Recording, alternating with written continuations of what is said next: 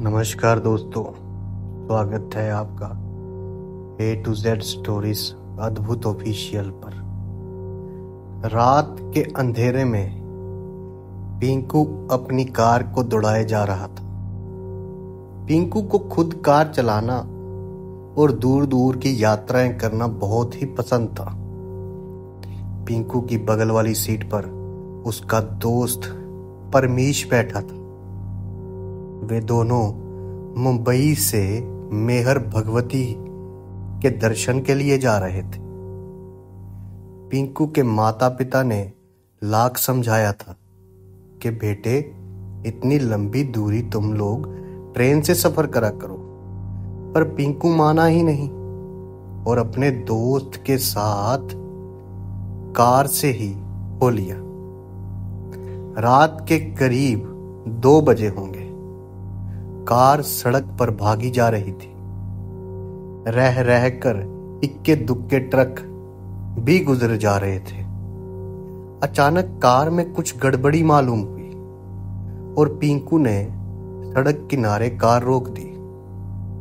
Pinku car से नीचे उतरकर उसने बोनट खोला और जांच पड़ताल करने लगा। उसका दोस्त परमीश कार में ही बैठा रहा था। काफी कुछ इधर उधर करने के बाद पिंकू ने परमीश से कार को चालू करने के लिए कहा, पर ये क्या, परमीश तो बार बार चाबियां घुमा रहा था, पर अब कार स्टार्ट होने का नाम ही नहीं ले रही थी। इतनी रात को वो दोनों क्या करें, कुछ समझ में भी नहीं आ रहा था। अचानक परमीश के दिमाग में एक ख्याल आया और वे सड़क पर खड़े होकर इक्की दुक्की आने जाने वाले गाड़ियों को रोकने के लिए हाथ से इशारा करने लगा, पर कोई गाड़ी रुकने को तैयार नहीं थी। ऐसा भी हो सकता है कि रात का समय और सुनसान इलाका होने के कारण कोई रिस्क लेना ना चाहता हो, क्योंकि हाईवे रात पर आधी रात को लूटपाट आम बात थी। अचानक उन्हें एक कार उनके पास आकर रुकती हुई दिखाई दी। बाबा आदम के समय की कार लग रही थी, या यूं कहें जैसे किसी राजा महाराजा की कार हो। कार के रुकते ही पिंकू भागकर उस कार के पास गया। उस कार में ड्राइवर के अलावा 3 लोग और बैठे थे। इन 3 में से एक महिला और एक किशोरी थी। पिंकू ने कार में बैठे लोगों से कहना शुरू किया कि मेरी कार खराब हो गई है, कहीं अगर आसपास में कोई बस्ती हो या गैराज हो तो वहां तक उसे पहुंचा दिया जाए। उसकी बात को सुनते ही उस कार का ड्राइवर नीचे उतरा और अपनी कार की डिग्गी में से एक पतला वायर निकाला उसने। पिंकू कुछ समझ पाता तब तक वे ड्राइवर अपनी कार से पिंकू की कार को बांध चुका था। कार को बांधने के बाद उस ड्राइवर ने इशारे से पिंकू को अपनी स्टीयरिंग सीट पर बैठने का इशारा किया। पिंकू के स्टीयरिंग पर बैठते ही परमीश भी पिंकू की बगल वाली सीट पर बैठ गया। अब उनकी कार को खींचते हुए वे पुरानी कार एक कच्चे रास्ते से आगे बढ़ने लगी। पिंकू और परमीश निश्चिंत लग रहे थे। उन्हें किसी भी प्रकार का डर नहीं लग रहा था, क्योंकि पुरानी कार के यात्री समृद्ध घराने से लग रहे थे। लगभग 15-20 मिनट के बाद उनकी कार एक पुरानी हवेली के सामने खड़ी थी। पिंकू और परमीश अपनी कार से उतर चुके थे। दूसरे कार से उनका ड्राइवर निकला और रोबदार आवाज में बोला कि आप लोग अंदर चलें, अभी मैकेनिक बुलाकर आपके कार को ठीक करा दिया जाएगा और उसके बाद आप लोग अपने रास्ते पर निकल जाइएगा। पिंकू और परमीश कुछ कहे बिना उस ड्राइवर के साथ उस पुरानी हवेली में प्रवेश कर गए। हवेली बहुत ही बड़ी थी और बहुत ही पुरानी लग रही थी। और एक बात, पिंकू और परमीश को चौंकाने वाली थी। इतने समृद्ध लोगों के रहते हुए ये हवेली इतनी गंदी क्यों लग रही है? अभी तो शुरुआत थी, आगे आगे इनके होश उड़ने वाले थे। जगह जगह जाले लटके हुए थे, अजीब प्रकार की बू भी आ रही थी। पिंकू और परमीश कसकर एक दूसरे का हाथ पकड़े उस बूढ़े ड्राइवर के पीछे पीछे हवेली में अंदर ही अंदर बढ़े जा रहे थे। अचानक हाथ में चिराग लिए एक अधेड़ महिला आई जो थोड़ी सी डरावनी लग रही थी। उसने इशारे ही इशारे में उस ड्राइवर से कुछ कहा। वे ड्राइवर पिंकू और परमीश को उस अधेड़ महिला के पीछे जाने का इशारा करते हुए खुद दूसरी तरफ चला गया। वे अधेड़ महिला उन दोनों को लेकर एक बड़े से कमरे में दाखिल हुई। ये कमरा काफी अच्छा था, पर यह चौंकाने वाली बात लग रही थी कि इस पुरानी गंदी हवेली में इतना सुंदर और सजा हुआ कमरा कैसे हो सकता है। वे कमरा वाइट प्रकाश से भरा था और ये प्रकाश कहां से आ रहा था कुछ पता नहीं चल रहा था, दूधिया जैसा। पिंकू और परमीश उस कमरे में लगी आलीशान कुर्सियों पर बैठ गए। उनकी आओ भगत शुरू हो गई थी, पर अब उन दोनों को बहुत सारी बातें अजीब लग रही थी। उस बड़े कमरे में कम से कम 12-15 लोग जमा हो गए थे। कहीं स्वादिष्ट भोजन की खुशबू थी तो कहीं शराब का दौर चलना शुरू हो गया था। पिंकू को तो आए दिन दूर दूर की यात्राएं करता ही रहता था। रात बिरात वे कहीं भी चला जाता था।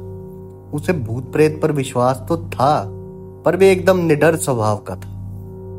वे अपने आप को माँ मेहर वाली का बहुत बड़ा भक्त मानता था और वर्ष में कम से कम 2 बार माँ के दर्शन अवश्य करता था।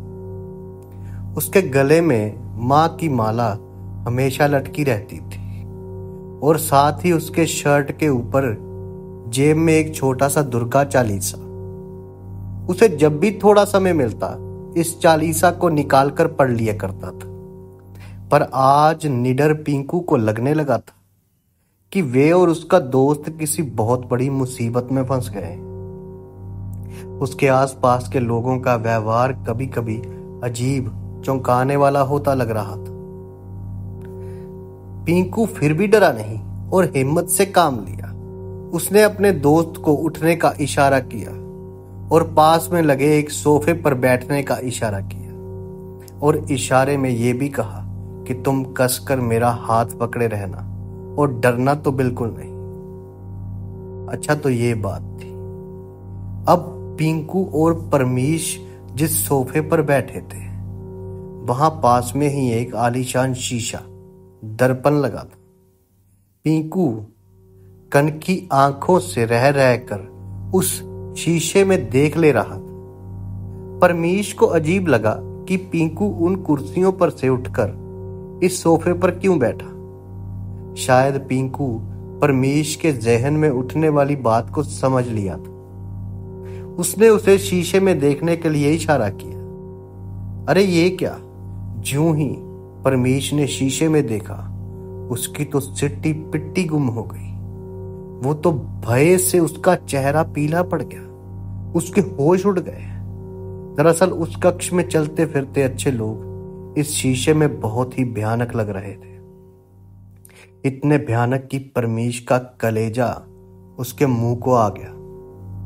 वे पसीने से पूरी तरह भीग गया। शीशे में उसने ये भी देखा कि ये लोग जो पानी या मदिरा पी रहे हैं वे खून जैसा लग रहा है। ये लोग जो खा रहे हैं वे किसी की मांस या हड्डियां लग रही हैं। वे तो अब पूरी तरह से परेशान था, क्योंकि उसे लग रहा था कि अब उन दोनों का बचना असंभव है। अभी वे आपस में कुछ बातें कर पाते, तभी एक बूढ़ा बड़ी बड़ी बूंछू वाला उनके पास उपस्थित हुआ।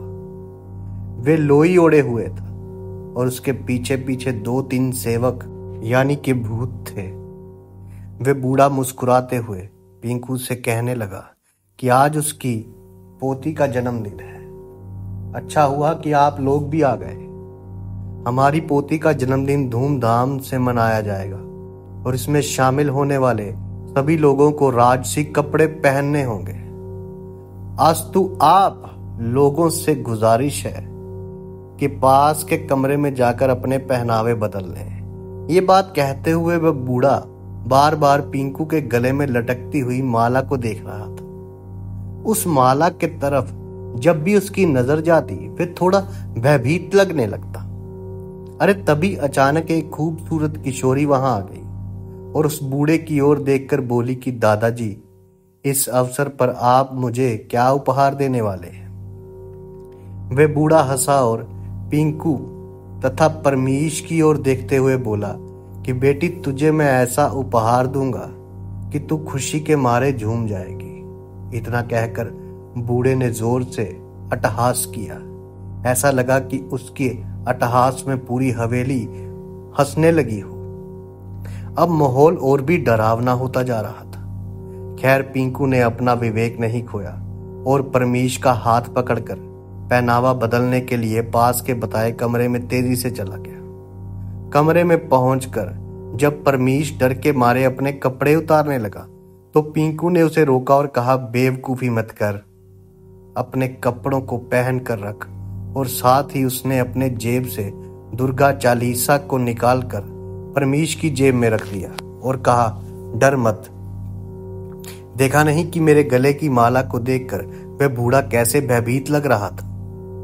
अब उन दोनों ने वहां रखे कीमती राजसी कपड़ों को अपने पहने हुए कपड़ों के ऊपर ही पहन लिया। कपड़े पहनने के बाद पिंकू ने परमीश का हाथ कसकर पकड़ते हुए कहा कि तुम डरना मत, हम लोगों के साथ मां मेहरा वाली है और उनके रहते ये भूत प्रेत हम दोनों को कुछ नहीं बिगाड़ सकते। इसके बाद वे दोनों कमरे से निकलकर फिर उस बड़े कक्ष में आकर सोफे पर बैठ गए। देखते ही देखते पार्टी शुरू हो गई। उस बूढ़े की पोती किसी राजकुमारी से कम नहीं लग रही थी, पर उसी को शीशे में देखने पर वे एक महाकुरूप डरावनी साया के रूप में तब्दील हो जा रही थी। वे किशोरी प्रसन्न मन से पिंकू के पास आई और उसके कंधे पर एक हाथ रख दिया। अरे ये क्या! कंधे पर हाथ रखते ही ऐसा लगा कि जैसे किशोरी को 440 वोल्ट का करंट लगा हो। अभी कोई कुछ समझ पाता तब तक वे बहुत दूर जाकर गिर गई। अब तो वहां हड़कंप मच गया। पिंकू सब समझ रहा था। उसे लगा कि यह जरूर उसके गले की माला के कारण हुआ है। उस किशोरी के दूर गिरते ही कई भूत प्रेत उसे उठाने लगे, जबकि वे बूढ़ा दौड़कर पिंकू के पास आया और थोड़ा तेज आवाज में डराते हुए बोला कि मैंने आपसे कहा था ना कि आप अपने कपड़े उतारकर हमारे यहाँ के कपड़े पहने, पर आपने नहीं माना। आप अपने गले में जो माला पहने हैं उसे भी उतार कर रख दीजिए, यही हमारे यहाँ की प्रथा है। पिंकू ने ना में सिर हिलाते हुए कहा कि वे किसी भी हालत में इस माला को नहीं उतारेगा, और इतना कहते ही वे परमीश का हाथ और कस के पकड़ते हुए खड़ा हो गया। अब जो उस कमरे का हाल पूरी तरह से भयावह हो गया था, डरावना हो गया था। जो लोग सीधे सादे लग रहे थे अब वे भयानक हो गए थे। कुछ के तो बड़े बड़े दांत बाहर निकल आए थे, तो कुछ अजीब हरकतें करते हुए पिंकू और परमीश को डराने की कोशिश कर रहे थे, पर किसी की हिम्मत नहीं हो रही थी कि इन दोनों के पास आए। पिंकू ने परमीश से कहा कि लगभग सुबह होने वाली है और सुबह होते ही ये भूतिया माया दूर हो जाएगी, इसलिए हमें कुछ समय और निडरता के साथ इनका सामना करना है। इसके बाद वे दोनों फिर से वही सोफे पर बैठकर आंख बंद करके मां मेहरा वाली भगवती को गोहराने लगे, याद करने लगे।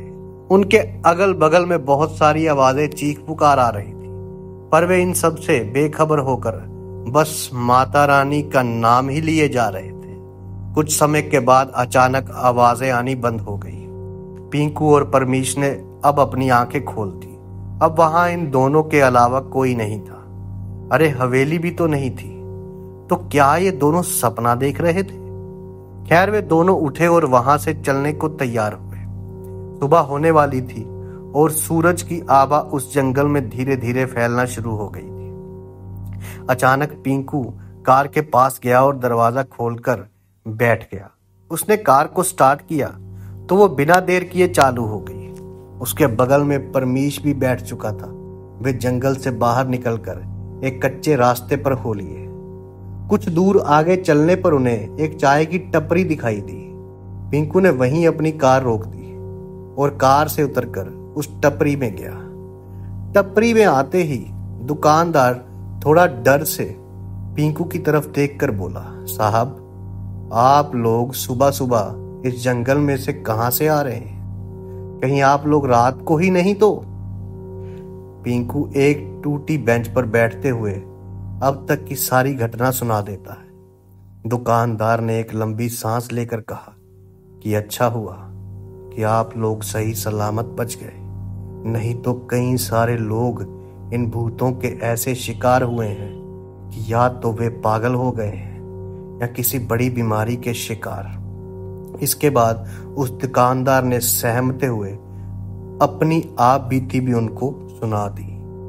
तो परमात्मा जहां भी आप उसको याद करोगे, माता रानी के रूप में, भोलेनाथ के रूप में, राम के रूप में, वाहेगुरु के रूप में, अल्लाह के रूप में, किसी भी रूप में जब आप उसको ध्यान लगाते हो, जिसको मानते हो, आप उसे याद करते हो, तो वो वहां भी आ सकते हैं क्योंकि वो कण कण में है। तो क्या इन भूतों प्रेतों से वो आपकी रक्षा नहीं कर सकते? कर सकते हैं। साधु संत फकीर गुरु रहबरों की सदा ही जय जयकार। जय माता की। जल्दी मिलते हैं एक और वीडियो के साथ। तब तक के लिए सबका धन्यवाद।